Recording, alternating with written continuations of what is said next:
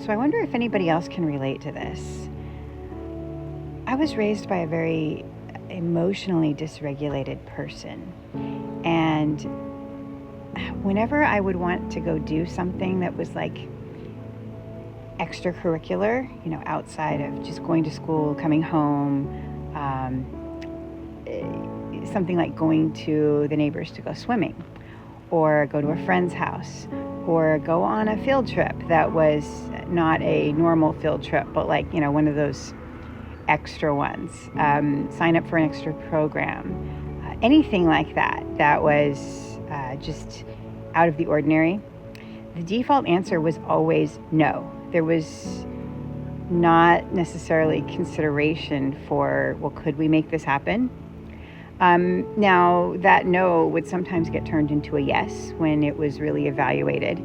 Oftentimes when it was a church activity, it would be a yes, because the idea was that, they wanted me to stay very active in the church that they were involved in. And so church activities were deemed to be of value.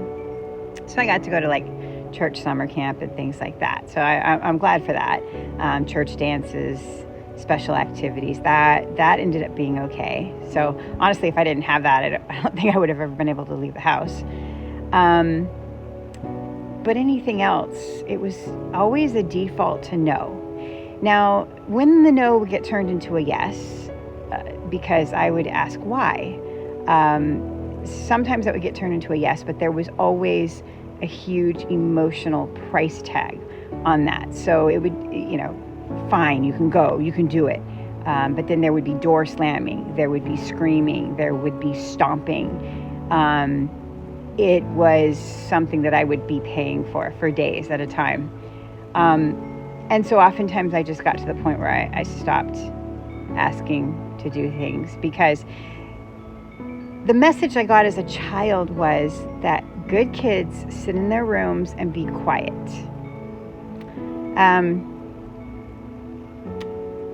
When I would ask why can't I go do this thing?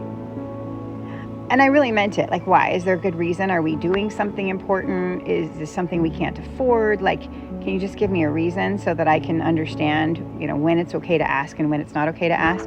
The answer was usually, because I said so, because I'm the adult, because no means no. These are not phrases I use with my children. I just don't. And I get it that some of you do use those, and there are times and places that those can be useful things to say. So no judgment if you're a parent who uses those. It's just not something that I do in my parenting style, because I have a lot of trauma around that. And so I do believe that I owe my kids explanations for things. I don't always give them the explanation right in the moment. I ask them to trust me, and then I will come back and give them an explanation. Sometimes there's just not time for that explanation.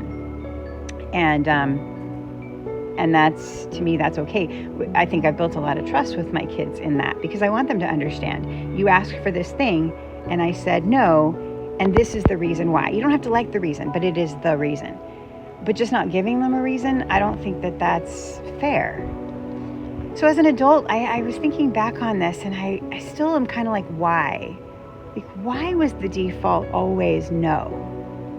And I'm starting to understand that my mother was in this state of emotional dysregulation all the time. She didn't actually know the reason why.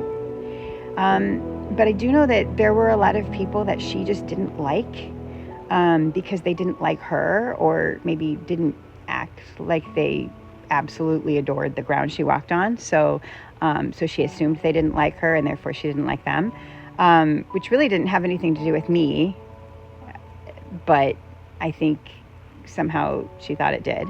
Sometimes it was money, and sometimes they just didn't want to say that, which honestly would have just been a really good thing for me to know, because it would have taught me more the value of money, or it would have taught me to think outside the box and figure out how I could earn the money. But that opportunity wasn't given to me. So anyway, and I don't mean to put this out there like, oh, I'm this victim, this is horrible. I'm putting this out there because I think a lot of you probably have gone through experiences like this, and maybe going through this sort of questioning, like, why? And how do we break the cycle of this? So in my parenting style, my default is yes. When my kid asks me, can I do this? I default to yes. And then I start to look at the reasons why maybe it can't be a yes. I don't know if that makes sense. I don't necessarily tell my child, yes, you can do this. It's more in my own head. I say, okay, yes, unless there's a good reason why we can't. So my kiddo just signed up for an improv summer camp, and I'm so excited about this for him because this is something that he really wants to do, and it's an opportunity I'm able to provide for him. And yeah, it costs a little bit of money, and yeah, it's going to be a little time and inconvenience for me to do this.